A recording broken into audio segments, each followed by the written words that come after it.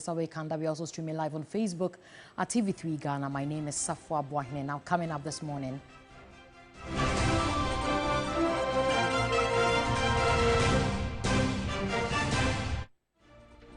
New government has been busy brainstorming and engaging key stakeholders in the energy sector on how to deal with the power outages plunging parts of the country in darkness.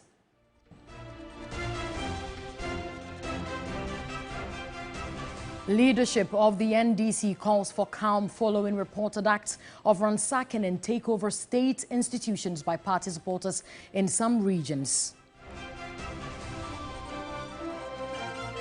Also, the Ablekuma North Constituency Recollation exercise has been suspended again, leaving the constituency without a representation in Parliament. Details of this and many more coming up shortly. Please do stay with us.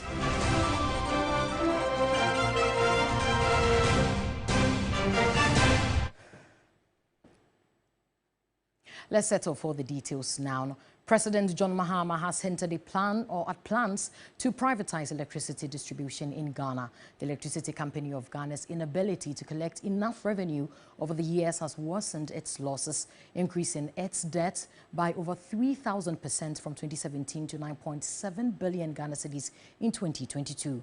But speaking during a courtesy call from the World Bank, President Mahama said there is the need to outsource the last point of distribution of electricity to ensure efficiency and stability. The Achilles heel of Ghana's financial and economic stability is that and blow apart everything that we have achieved, absolutely, in the last few years. And so how we how we change the systems in the energy sector to make sure that we pay down the debt and make it more efficient than it is currently. Unfortunately, democracy has its dividends, but it also sometimes can be a curse. We left government and a new government took over and took over the Millennium Challenge Compact, mixed up the last segment of it, which was providing efficiency in distribution, billing, metering, and all that. And of course, PDS is history now. But we want to take a look at that again, because if we don't fix the Electricity Company of Ghana, we will continue to have a major problem with our whole power value chain. And so going ahead with privatizing the last point of distribution of electricity to bring in private sector efficiency is something that we want to take up again.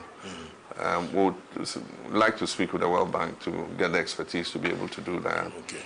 I spoke to the Americans during my last visit to the U.S. We met the Millennium Challenge Corporation, and we asked if it was possible for them to reinstate the $190 million that they had devoted to that aspect of it. And they said the door is not closed.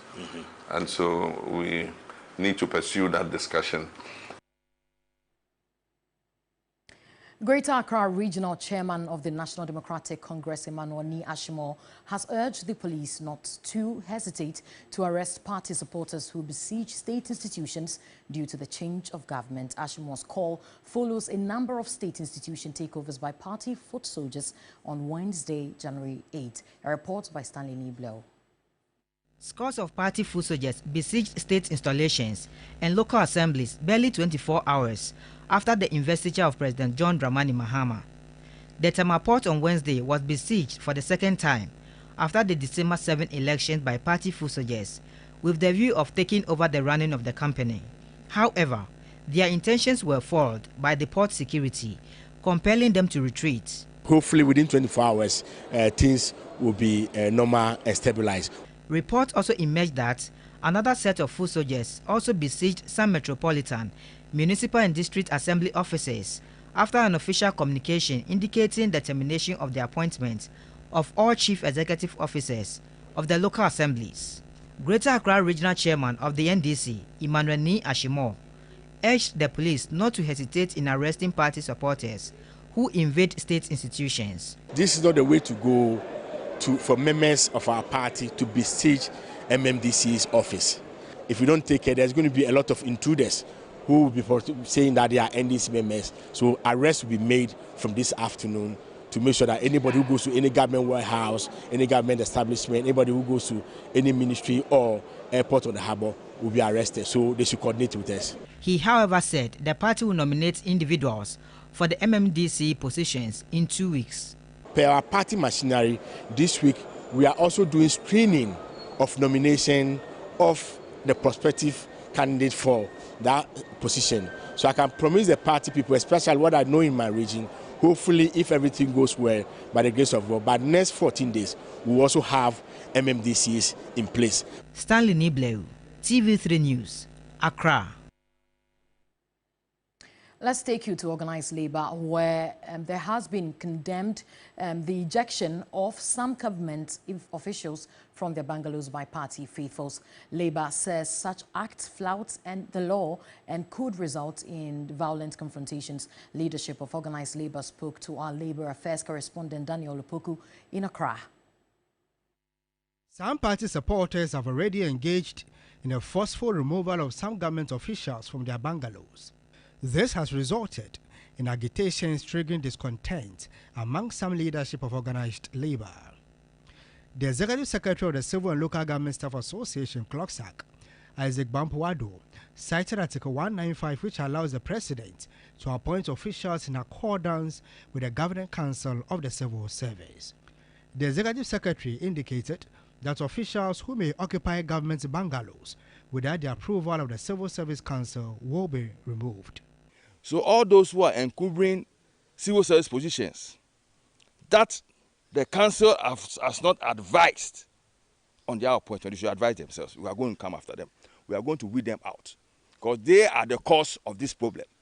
Because the public is seeing them mingling with civil servants, encumbering civil service positions. So they see all of us as one. And this is the results. So now we are going to weed them out. We are going to weed them out. If you know that your appointment is by politics, we have a Supreme Court ruling. If you yourself, you know your appointment is by, my friend, jump out, because you are going to get you out. The General Secretary of Finance, Thomas Musa Tanko, called on those engaged in such acts to desist from it. It's as of the time that His Excellency, the former president, handed over, the things are in the hands of people. Let there be appropriate transfer of all the assets and liabilities of this particular country. We should not do anything that would create some kind of chaos and anarchy. President of NAGRAT, Eric Angel Kabonu, asked duty bearers to ensure that the law takes its course. Was a government official and is living in a government bungalow, and today that person is not a government official, there is a minimum and a maximum period within the confines of the law that the person is supposed to vacate the government bungalow. You cannot use force to just go and evict the person from the bungalow. Let us not forget that person played an official role for this country. So let us let the law work. Let's bring you some more stories. Care Ghana, a civil society group, has called for the immediate restructuring of the front. Executive Director of Care Ghana, David Kumi, questioned the police silence on the violence that claimed 6 lives and destruction of properties in the 2024 elections. Persons lost their lives in the 2020 elections, prompting President Akufo-Addo to commission a team to investigate the incident, but failed to implement the recommendations of the white paper issued by the team. 4 years on, 6 other persons lost their lives through electoral violence. Property, including office of the Electoral Commission in Ayensuano and Ablekumanov, were burnt. Care Ghana, a civil society group, has accused the Election Security Task Force for the reported act of violence during the electioneering period. Executive Director David Kumi said the involvement of the military in the electoral process after the IGP had earlier indicated otherwise broke the trust of the people. He also questioned the police silence regarding the murder of the 6 people in the last election, adding the police front must be restructured immediately so the service can function in the interest of Ghanaians. Now we need a restructuring of the police front, starting with the IGP, because it's the one that is leading the police front. And everything that happens, it is by his directive. So yes, the IGP and all others who are not working, who have become partisan, who are turning a blind eye to criminal activities that are ongoing, We don't want such. We want to feel safe in the country. As we speak, the fact of the matter is that when we go for an elections, we don't feel safe. On vote buying, the executive director of Care Ghana called out the police service for failing to arrest former MP for Ayawaso West Wogon, Lady Asera Malasan, for inducing voters on camera during the special voting exercise on December 2nd, 2024. He maintains that a formal petition seeking to probe all election bribery allegations in 2024 will be sent to the Commission on Human Rights and Administrative Justice, SHRAJ, and the Office of the Special Prosecutor. We've lost trust and confidence in the police service in terms of the way it is conducting itself. Maybe we are going to, if we are going to take any action, we are going to look at other security agencies like either IOCO, if they have the jurisdiction to take up the matter, the OSP and other security agencies.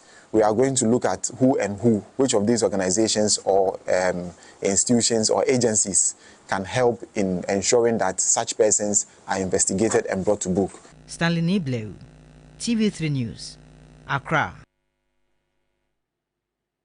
Now let's take you to Parliament because Minority Leader and Member of Parliament for the Efutu constituency, Alexander Appenyo-Markin, has objected to his caucus being identified as micro-minority. According to him, his side of the House is legally and officially identified as minority and not micro-minority.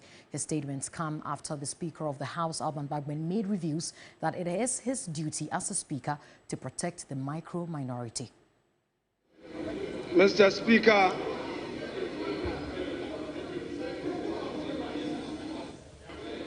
Mr. Speaker, with respect, I shall, in response to what you just said about your duty to protect the micro-minority. Mr. Speaker, the rules of this House provide for the minority and the majority. Mr. Speaker, we do not have any micro-minority. Mr. Speaker,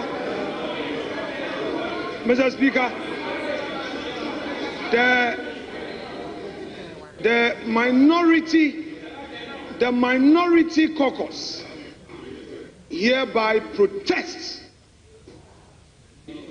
Mr. Speaker, we protest the description given to us by Mr. Speaker. Mr. Speaker, we find this unacceptable. Mr. Speaker, the minority seconded your proposal and the motion for your election. Mr. Speaker, when the so-called majority was even conspiring against you, we protested. We stopped them from that conspiracy. Mr. Speaker, it was us, the minority of conscience. This minority is the conscience of this House. Today, the so-called majority could not get its members to.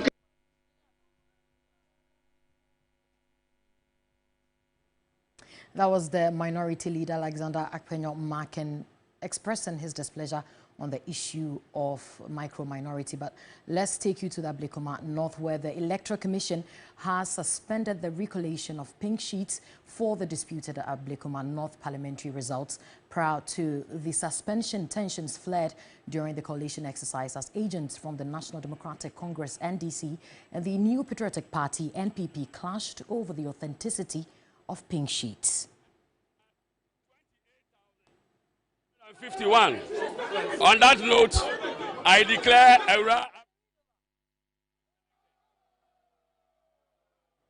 We'll bring you more updates on that in the subsequent bulletin, but still bringing you some more stories. The fleet of electronic buses commissioned by Dr. Mahmoud Bawumia, former Vice President, on November 27, 2024, is yet to be fully operationalized, raising concerns among Ghanaians about the government's commitment to addressing public transportation challenges. There is more in the following report.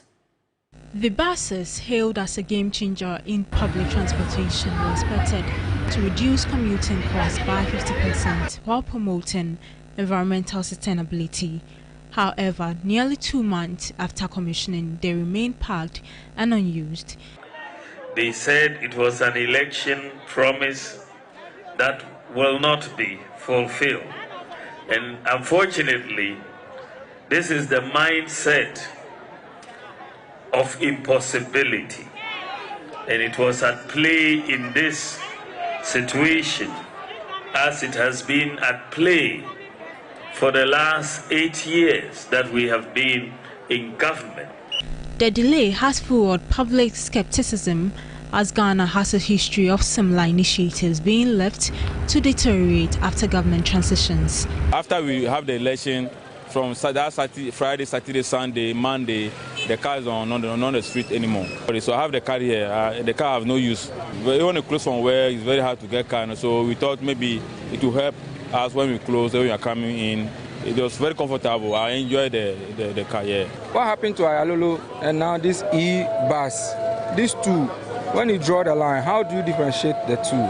So we don't have to bring implementations that are existing. Instead of to upgrade them, then we'll leave them, dump them, and go and create another one. So you won't see more efficiency.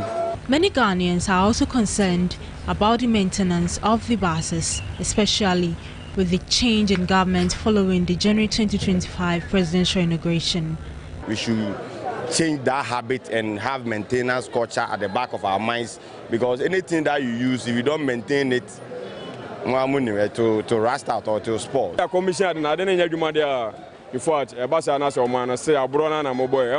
Commissioning the buses without putting them into use is not the best.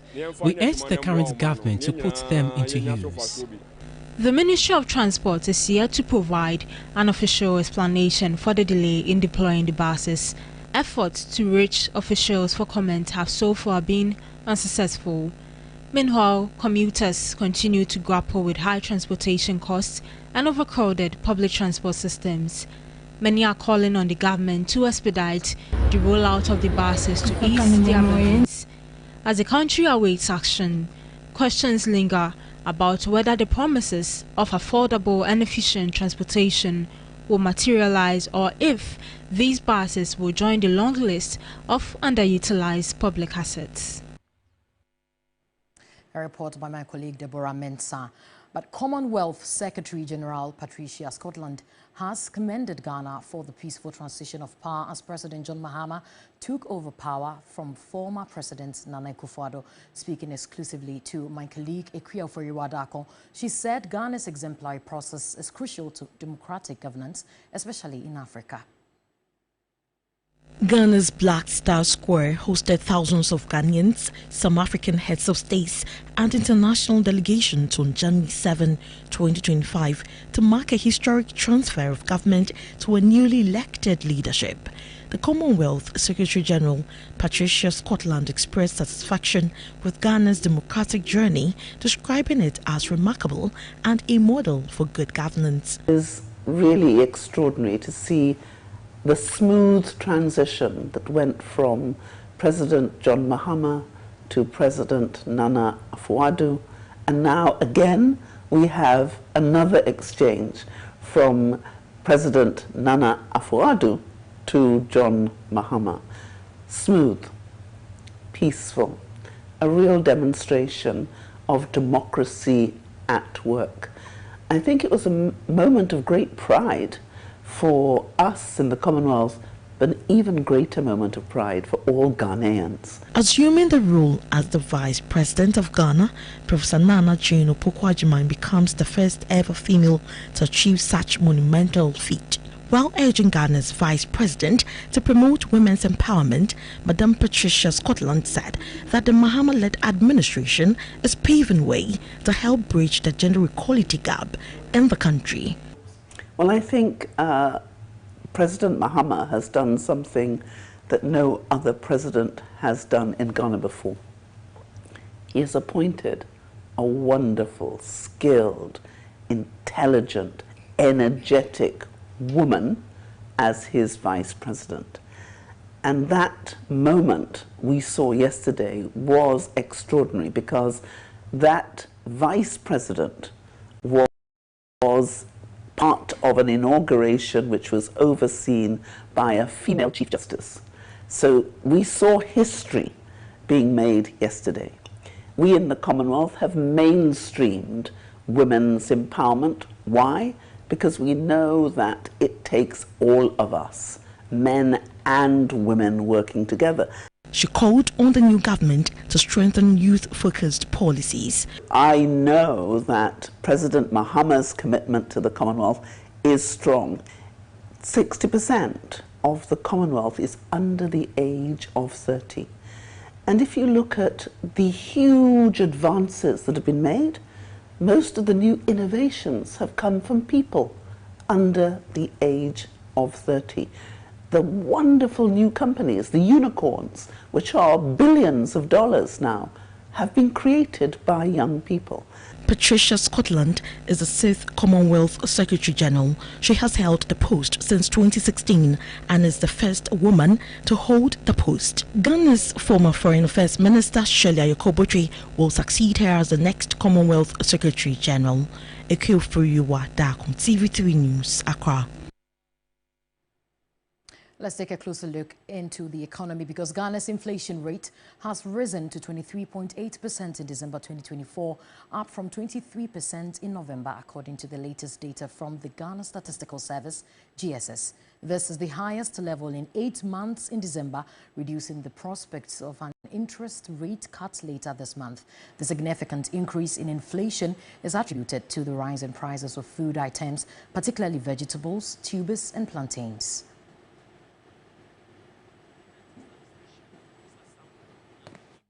That the surge in food prices has contributed substantially to the overall inflation rate.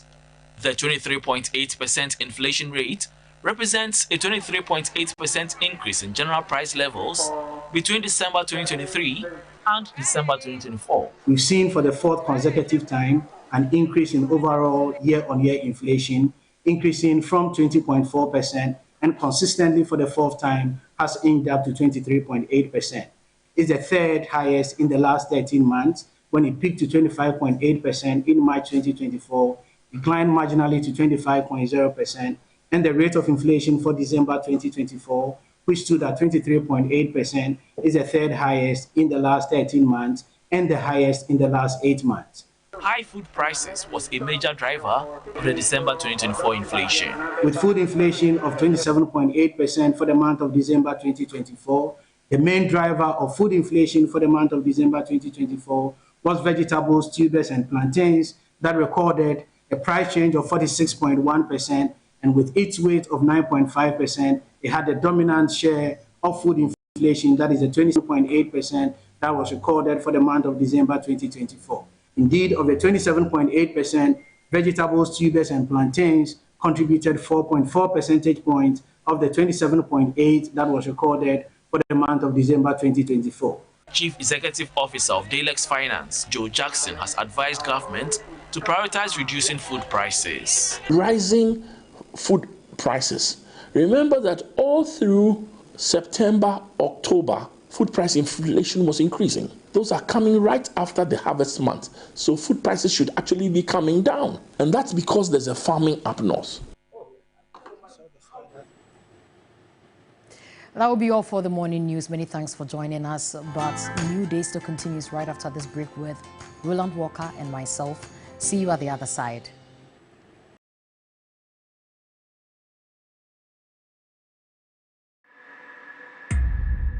The stage is set as 5 extraordinary voices, 5 distinct journeys, yet only one can reign supreme.